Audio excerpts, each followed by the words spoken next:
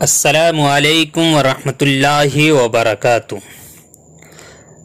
دوستو، آج بات کریں گے سورہ بقرہ کی آیت نمبر 3 کے تعلق سے۔ اس کا ترجمہ اور اس کی تفسیر مختصر طور پر آپ تک پہنچائیں گے۔ اس سے پہلے آپ سے گزارش ہے کہ آپ اگر ہمارے چینل پر نئے آئے ہیں تو چینل کو سبسکرائب کر لیں، ویڈیو کو لائک کر دیں، اپنے دوستوں تک شیئر کر دیں۔ آئیے شروع کرتے ہیں۔ بسم اللہ الرحمن الرحیم۔ اللہ کے نام سے شروع جو بہت مہربان رحمت والا۔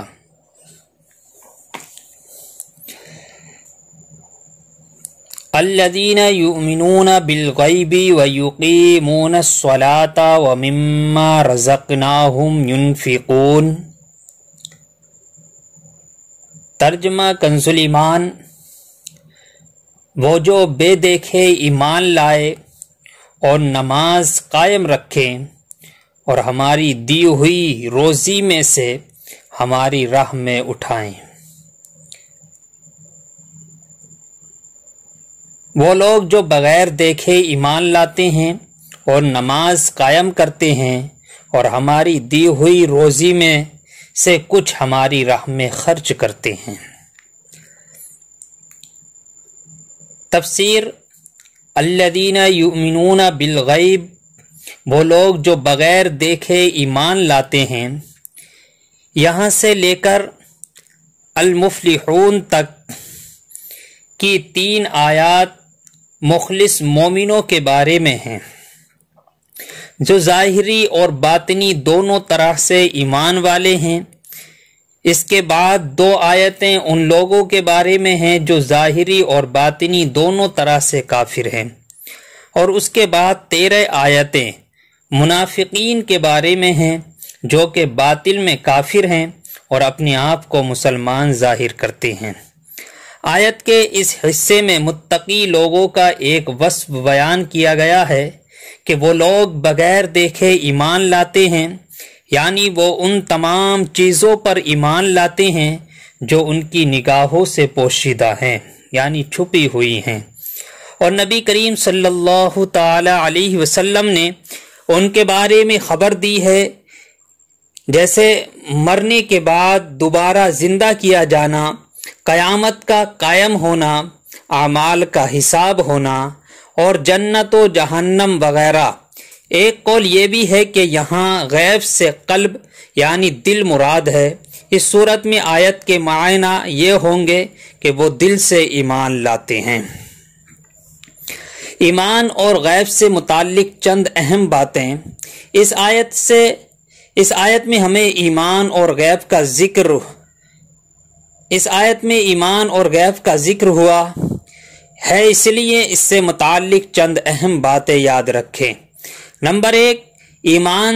اسے کہتے ہیں کہ بندہ سچے دل سے ان سب باتوں کی تصدیق کرے جو ضروریات دین میں سے داخل ہیں۔ نمبر 1، ایمان اسے کہتے ہیں کہ بندہ سچے دل سے ان سب باتوں کی تصدیق کرے جو ضروریات دین میں داخل ہیں اور کسی ایک ضروریات دین کے انکار کو کفر کرتے ہیں، یعنی اگر ضروریات دین میں سے کسی ایک بات کا بھی اگر انکار کرتا ہے تو وہ کافر ہو جاتا ہے،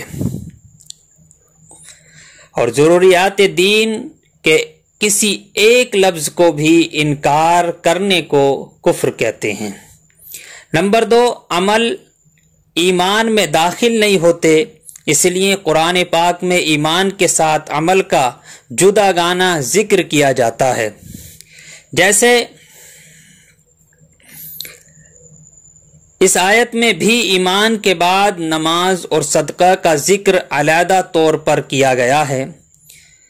نمبر 3، غیب وہ ہے جو ہم سے پوشیدہ ہو اور ہم اپنے حواس جیسے دیکھنے، چھونے وغیرہ سے اور بدیہی طور پر عقل سے اسے معلوم نہ کر سکیں۔ چوتھا، غیب کی 2 قسمیں ہیں، نمبر 1 جس کے حاصل ہونے پر کوئی دلیل نہ ہو، یہ علم غیب ذاتی ہے اور اللہ تعالیٰ کے ساتھ خاص ہے، اور جن آیات میں غیر اللہ سے علم غیب کی نفی کی گئی ہے وہاں یہی علم غیب مراد ہوتا ہے۔ دوسرا جس کے حاصل ہونے پر دلیل موجود ہو، جیسے اللہ تعالیٰ کی ذات و صفات، گزشتہ انبیاء اکرام علیہ السلام اور قوموں کے احوال، نیز قیامت میں ہونے والے واقعات وغیرہ کا علم، یہ سب اللہ تعالیٰ کے بتانے سے معلوم ہیں، اور جہاں بھی غیر اللہ کے لیے غیب کی معلومات کا ثبوت ہے وہاں اللہ تعالیٰ کے بتانے ہی سے ہوتا ہے۔ 5 اللہ تعالیٰ کے بتائے بغیر کسی کے لیے ایک ذرے کا علم غیب ماننا قطعی کفر ہے۔ 6 اللہ تعالیٰ اپنے مقرب بندوں جیسے انبیاء اکرام علیہ السلام اور اولیاء عظام رحمۃ اللہ تعالی علیہم پر غیب کے دروازے کھولتا ہے، جیسے کہ خود قرآن و احادیث میں ہیں۔ اس موضوع پر مزید کلام سورہ آل عمران کی آیت نمبر 179 کی تفسیر میں مذکور ہے۔ وَيُقِيمُونَ الصَّلَاةَ اور نماز قائم کرتے ہیں۔ آیت کے اس حصے میں متقی لوگوں کا دوسرا وصف بیان کیا گیا کہ وہ نماز قائم کرتے ہیں۔ نماز قائم کرنے سے مراد یہ ہے کہ نماز کے ظاہری اور باطنی حقوق ادا کرتے ہوئے نماز پڑھی جائے۔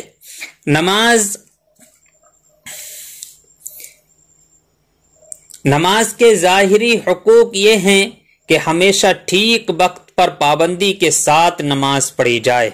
اور نماز کے فرائض، سنن اور مستحبات کا خیال رکھا جائے، اور تمام مفسدات مکروہات سے بچا جائے، جبکہ باطنی حقوق یہ ہیں کہ آدمی دل کو غیر اللہ کے خیال سے فارغ کر کر ظاہر و باطن کے ساتھ بارگاہ حق میں متوجہ ہو، اور بارگاہ الہی میں عرض و نیاز اور مناجات میں محو ہو جائے۔ نماز قائم کرنے کے فضائل اور نہ کرنے کی وعیدیں بہت سی احادیث میں اور قرآن مجید میں بھی وارد ہوئی ہیں۔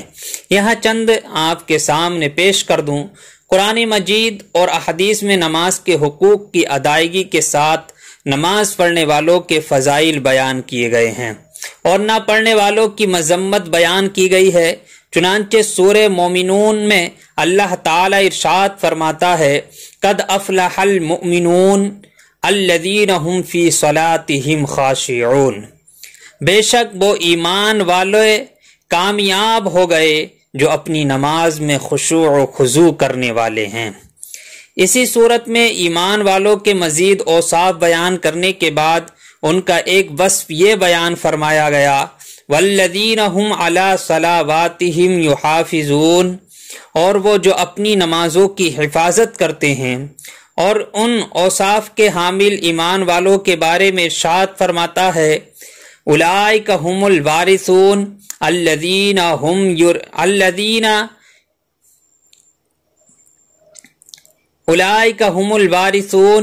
الذین یرثون الفردوس هم فیہا خالدون، یہی لوگ وارث ہیں، یہ فردوس کی میراث پائیں گے، وہ اس میں ہمیشہ رہیں گے۔ نماز میں سستی کرنے والوں اور نمازیں ضائع کرنے والوں کے بارے میں اللہ تعالی ارشاد فرماتا ہے، ان المنافقین یخادعون اللہ وهو خادعوهم وَإِذَا قَامُوا إِلَى الصَّلَاةِ قَامُوا كُسَالَىٰ يُرَاءُونَ النَّاسَ وَلَا يَذْكُرُونَ اللَّهَ إِلَّا قَلِيلًا، بے شک منافق لوگ اپنے گمان میں اللہ کو فریب دینا چاہتے ہیں اور وہی انہیں غافل کر کر مارے گا، اور جب نماز کے لیے کھڑے ہوتے ہیں تو بڑے سست ہو کر لوگوں کے سامنے ریاکاری کرتے ہوئے کھڑے ہوتے ہیں اور اللہ کو بہت تھوڑا یاد کرتے ہیں۔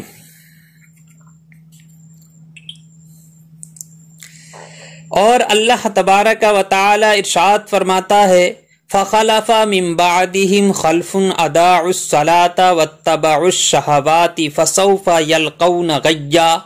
الا من تاب وآمن وعمل صالحا فاولئک يدخلون الجنة ولا يظلمون شیئا۔